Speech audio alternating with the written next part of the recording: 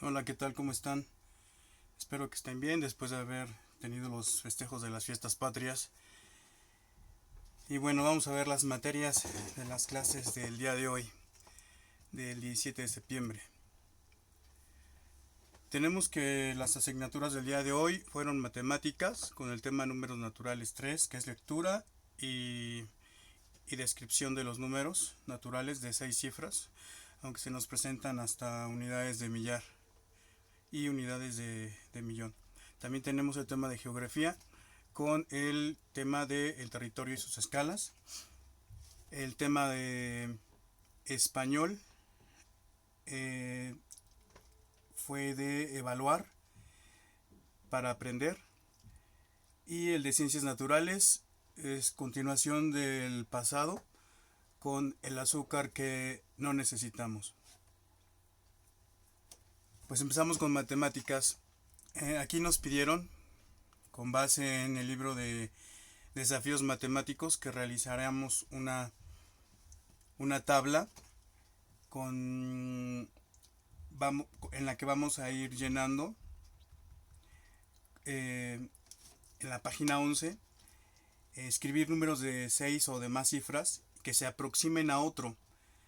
El propósito es que hagamos un cálculo de colocando los números en determinada posición para que se aproximen a otro, sí que lo rebase. Esa es la consigna, que no rebase el número que formemos con las nuevas con los nuevos números que nos van a proporcionar.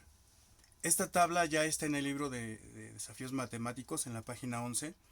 No es necesario obviamente que lo pasen, lo pueden realizar si tienen el libro de matemática, espero que sí, que la llenen en el mismo libro.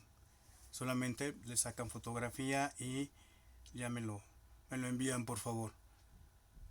Tenemos entonces un número, por ejemplo, aquí tenemos el 500,000 y tenemos las cifras que nos están proporcionando. Son dígitos: 7, 9, 1, 6, 8 y 3. Y tenemos que formar en la columna que está sin completar, con base en estos números, ordenarlos de tal manera que se acerquen a este sin que lo rebase. Tiene que ser el más cercano posible.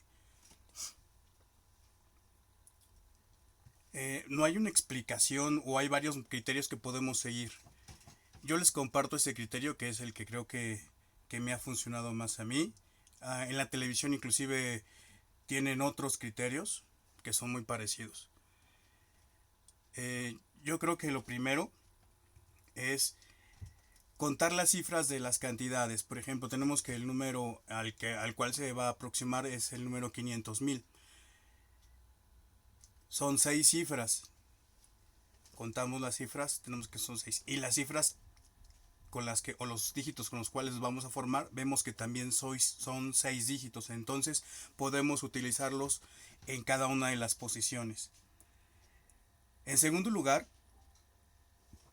ya que verificamos que los números correspondan a cada una de las cifras que vamos a ocupar, eh, vemos que alguno de ellos se aproxime al número 5 sin que lo rebase.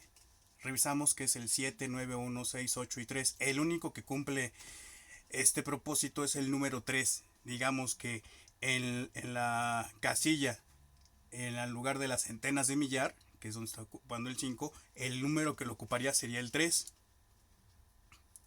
De esta manera estamos asegurando que el número que resulte al final sea el mayor cercano al 500,000. Es decir, que nos va a dar un número de 300,000.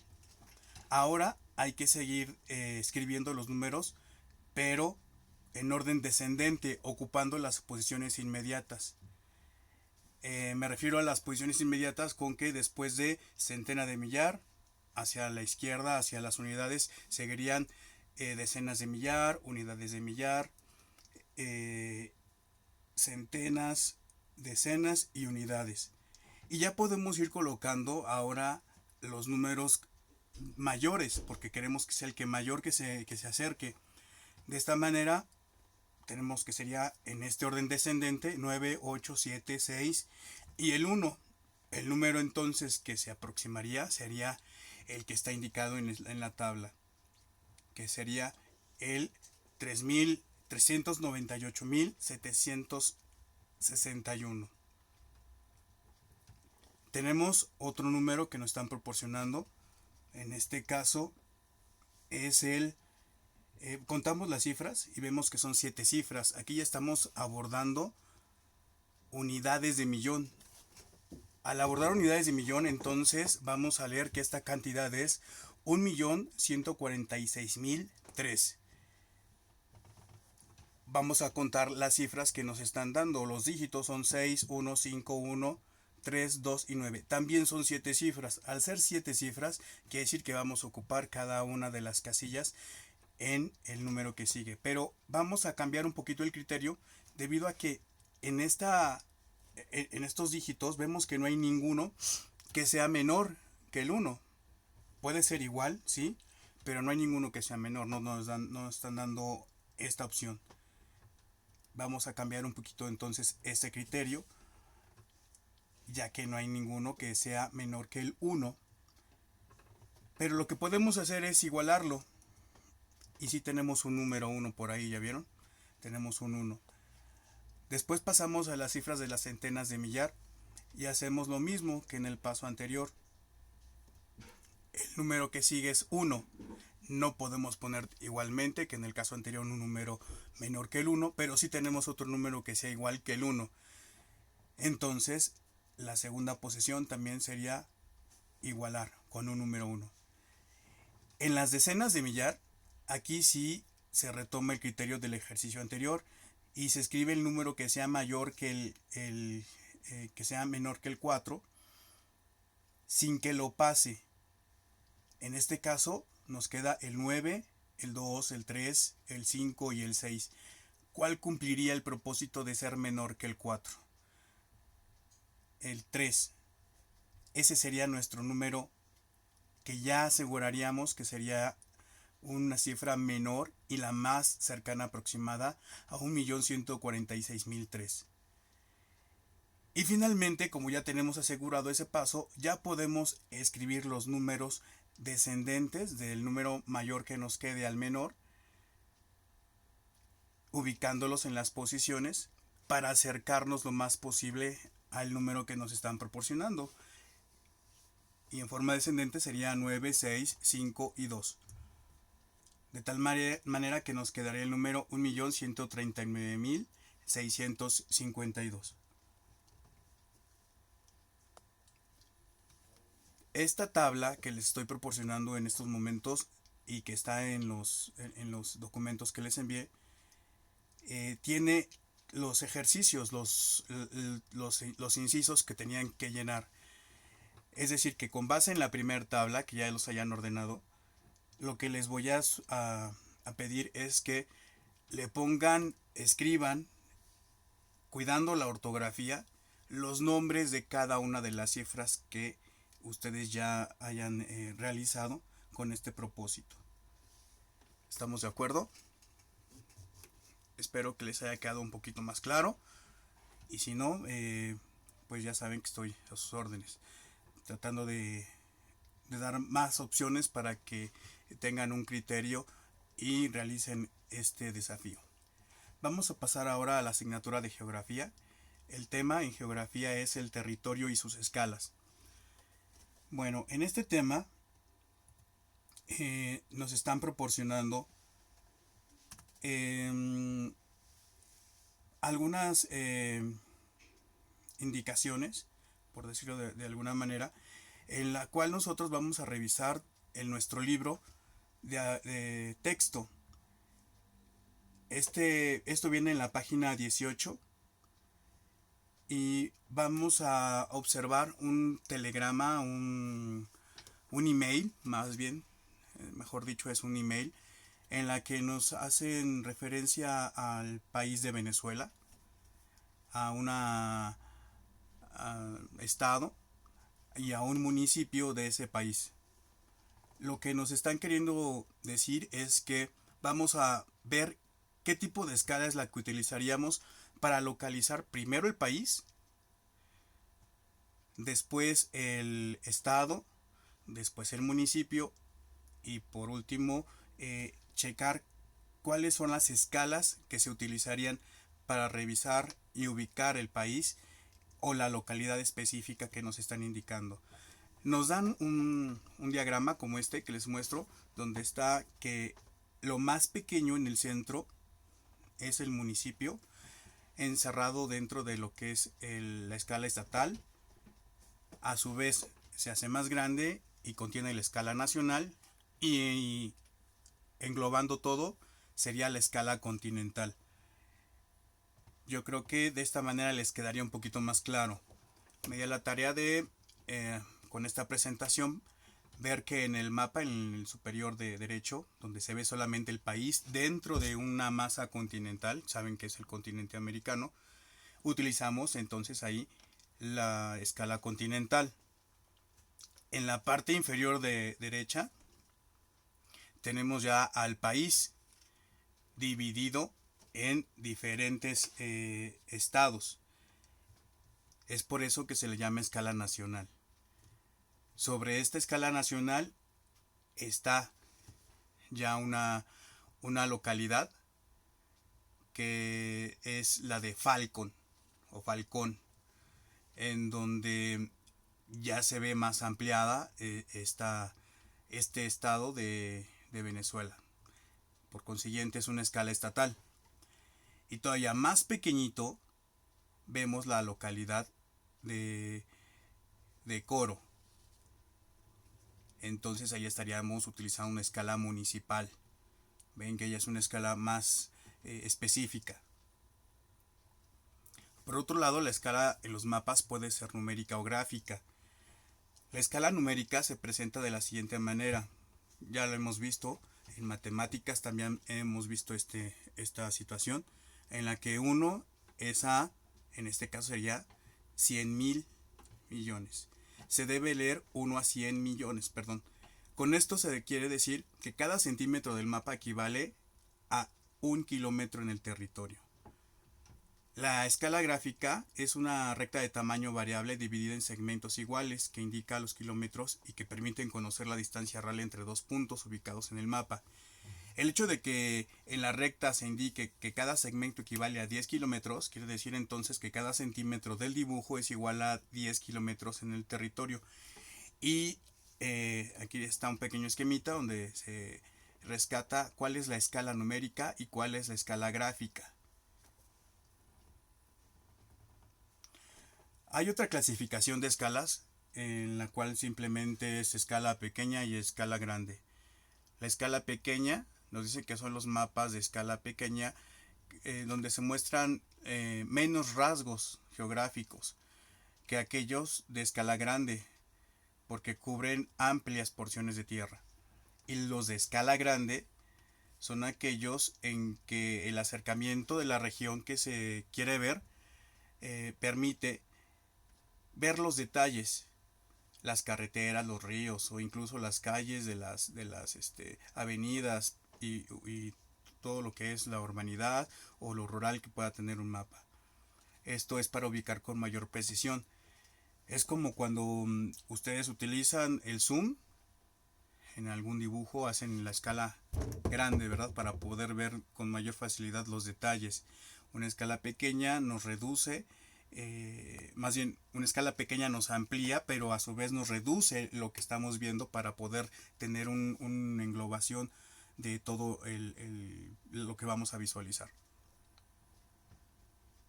Tenemos aquí otros ejemplos, por ejemplo, escala grande es cuando utilizamos esta escala para visualizar continentes, países dentro de los continentes o en las placas continentales. Y una escala pequeña es cuando ya queremos ver detalles. Vamos a pasar a español.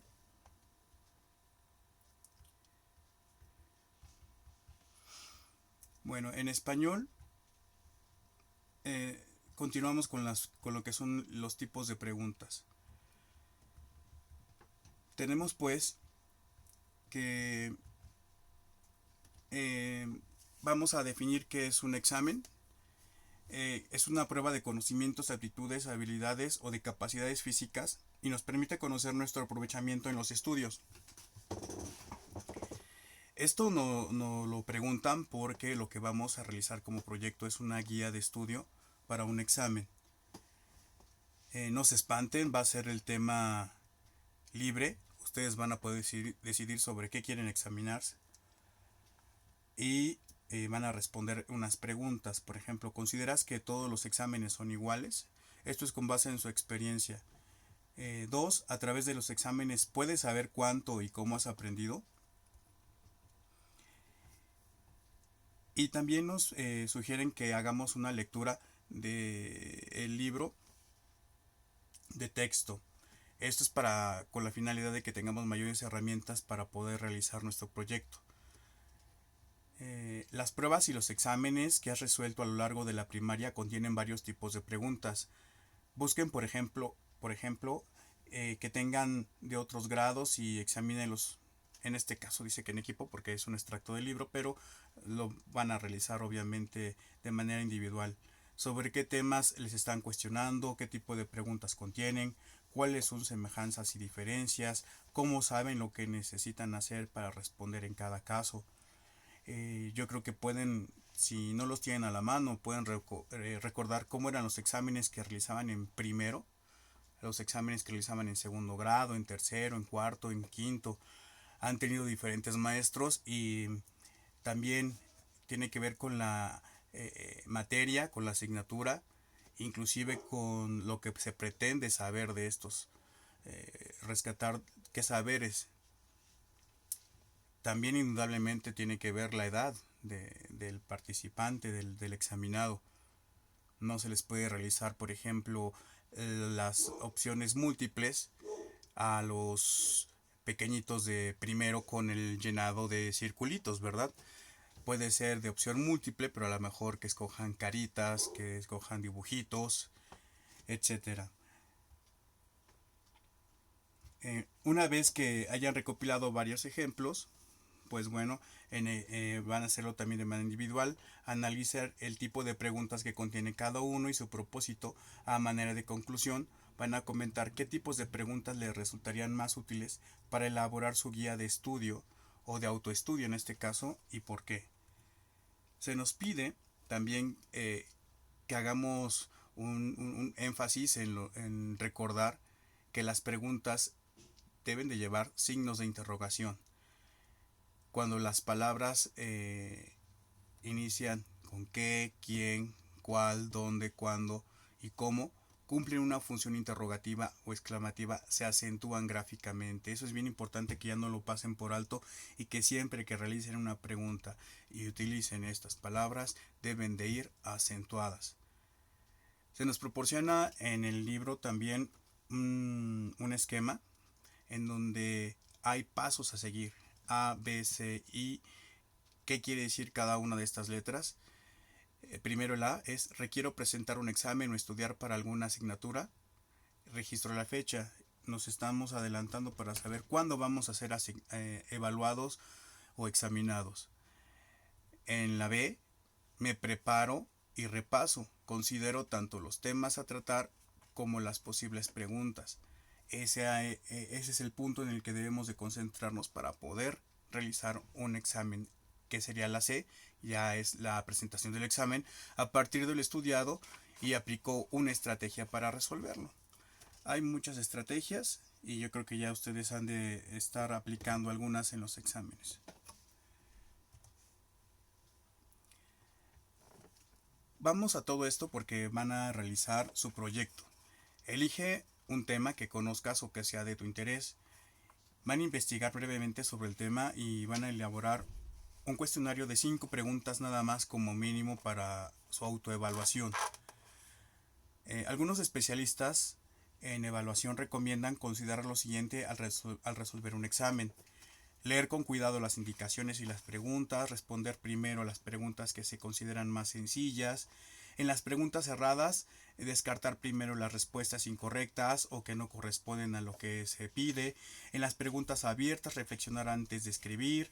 Reservar un momento al final para hacer una revisión a la prueba o el examen, asegurarse de haber respondido el total de las preguntas. Esas son algunas de las estrategias que se nos están sugiriendo para resolver el examen. Nunca utilicen la estrategia de Ave María dame puntería o el azar y a ver dónde caiga el lapicito, esa es la que es correcta o la que voy a poner como mi respuesta. Y vamos a lo que es ya fuerte, que es el borrador de nuestra guía de estudio. Van a organizar una guía de estudio. Van a hacerlo con muchas formas. Hay muchas formas de sintetizar la información que vamos a utilizar. Pueden utilizar los cuadros sinópticos. ¿Se acuerdan del esquema de llaves que hacíamos? Ya lo tienen ustedes también ya muy realizado en clase, en donde hay un tema y se dividen en varias opciones o ideas secundarias. Los esquemas, resúmenes o simplemente los cuestionarios como los hemos manejado también son válidos. Estas son herramientas que utilizamos para extraer información sobre el tema que ustedes vayan a elegir. Como van a preparar una guía de estudio, si lo hacen por medio de cuestionario, se elige esa asignatura o tema y explora las lecturas, actividades y procedimientos relacionados con el tema e identifica los subtemas, las ideas clave, las actividades realizadas y la relación entre los subtemas. Toda esta información, chicos, que estoy leyendo, viene en el libro, la estoy extrayendo directamente del libro. Entonces pueden darle una leída, pero la idea principal es que realicen ustedes este proyecto. El proyecto es muy breve, pero tiene que ser conciso. Van a elegir el tema de su interés. Por ejemplo, no sé, yo voy a hablar sobre dinosaurios. Es un ejemplo. Van a elegir una guía de estudio entonces con un mínimo de 5 preguntas sobre dinosaurios. Cada uno puede darle la temática sobre la que más le interese, sobre la que más tenga conocimiento, para que esta sea su tema. Y debe contener preguntas abiertas y preguntas cerradas y de opción múltiple. Van a enviar evidencia de esto. Si van a hablar, como les decía, sobre dinosaurios, van a realizar 5 preguntas sobre los dinosaurios. Por ejemplo, ¿en qué época de la Tierra vivieron? ¿Por qué se extinguieron? Esas son preguntas abiertas. Pero también pueden proporcionar preguntas cerradas y de opción múltiple. Por ejemplo, se dividían en acuáticos, terrestres y eran ovíparos o eran mamíferos, por ejemplo. La respuesta sería falso o verdadero, etc. Pueden realizar ustedes sus borradores y me los pueden mandar. Si los envían, se los reviso y les puedo decir cuáles de esas 5 preguntas están bien o podemos modificarlas y irlos apoyando en este sentido. Y bueno, vamos a pasar a la asignatura de Ciencias Naturales. Y es una continuación del tema anterior sobre el consumo de agua. Está muy relacionada, ¿no? Vamos a empezar con un poquito de teoría. Es básicamente también la misma que proporcionaron en el video de televisión. Por ejemplo, ¿sabías que, de acuerdo con un estudio de la Universidad de Yale, en 2019 México es el primer consumidor de refrescos en el mundo con un promedio de 163 litros por persona al año, aproximadamente? Esto es un 40% más que en Estados Unidos, que ocupa el segundo lugar con un consumo de 118 litros. Vean la diferencia en cuanto a litros en promedio que consume más nuestro país que los Estados Unidos. Y la Universidad de Yale es una universidad que se especializa mucho en hacer este tipo de investigaciones muy serias.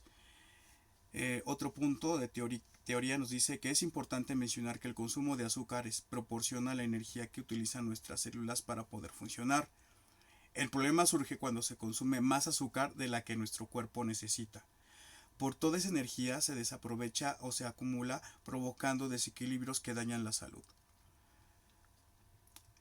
Otro punto dice, se han hecho muchos estudios y se ha encontrado que la ingesta excesiva de refrescos y otras bebidas azucaradas se asocia con padecimientos como la obesidad, diabetes, derrames cerebrales, gota, asma, cáncer, artritis, enfermedades de arterias coronarias y óseas, problemas dentales y de conducta, trastornos psicológicos, envejecimiento prematuro y adicción. Obviamente también el sistema inmunológico decae al tener un exceso de azúcar. Ya vemos que son muchas las enfermedades que vienen a colación por tener este exceso de azúcar, sobre todo en bebidas azucaradas industrializadas. Nos realizan unas preguntas de reforzamiento que ustedes deben de contestar. Dice, ¿por qué el consumo de bebidas azucaradas es un problema de salud? Pues toda la teoría que vimos anteriormente nos puede ayudar a resolver esta pregunta. 2. ¿Qué pasa cuando aumentamos el consumo de estas bebidas? Ya sabemos que si pasamos de cierta cantidad de azúcares, el azúcar es buena, pero con mucha medida. Si no utilizamos estas azúcares o no las consumimos en la medida correcta, pues nos va a causar muchos problemas.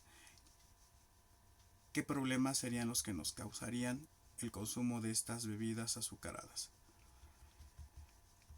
Se nos pide también que hagamos un experimento en el cual hagamos una comparación entre diferentes tipos de bebidas azucaradas industrializadas y cuál es la cantidad de azúcar que contienen. Yo encontré esta infografía que les puede servir un poquito. Por ejemplo, dice el néctar de piña tiene alrededor de 17 gramos de azúcar. Bebida isotónica, que son esas bebidas energetizantes, tiene 26 gramos de azúcar. El refresco de cola, muy popular, tiene 35 gramos de azúcar. Un batido de chocolate, o sea, una bebida de saborizante con sabor a chocolate, tiene mucho azúcar, tiene 40 gramos de azúcar. Un refresco de limón, 42 gramos de azúcar. Y el zumo de piña o jugo de piña tiene 42 gramos de azúcar. Todas las bebidas industrializadas realmente tienen muchísima azúcar. Esta otra infografía es para que veamos cuál es el consumo de bebidas azucaradas en el mundo, haciendo un comparativo con nuestro país y en particular con un estado que es Chiapas. Tenemos que el promedio mundial es de 100 vasos, 25 litros, que son los vasos de refresco de 250 mililitros consumidos por persona al año. 25 litros es el promedio a nivel mundial. En Estados Unidos de Norteamérica el promedio es de 400 vasos. Ya excede la media.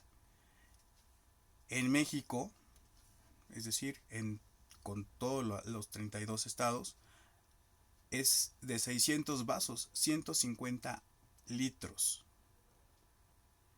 Vean, si la media a nivel mundial es de 25 litros y en nuestro país en promedio estamos consumiendo 150 litros de bebidas azucaradas, ¿por cuánto lo estamos excediendo? Por 125 litros.